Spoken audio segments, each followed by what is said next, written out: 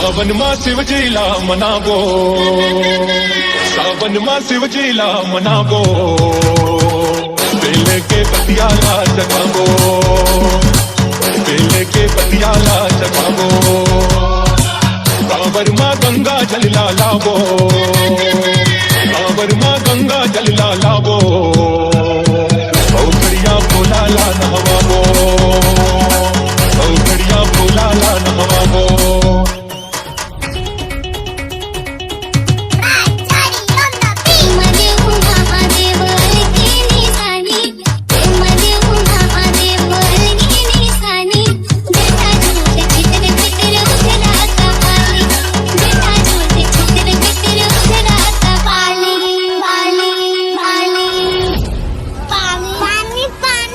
तुम्हें पानी पीना है?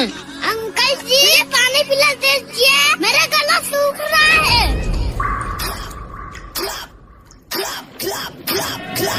जटाजूटी भोला के शर्मा गंगा माई विराजे, बासुकी नाग है गरमा पीछे के कुंडल साजे।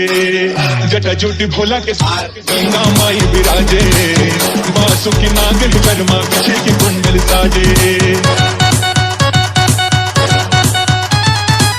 कुलपतरा नैवेद्य चढ़ावो, कुलपतरा नैवेद्य चढ़ावो, बम बम जयकारा ला लगावो, बम बम जयकारा ला लगावो। चलो मंदिर जाओ, भोला के दर्शन पावो, चलो मंदिर जाओ, भोला के दर्शन पावो। पी लिया पानी?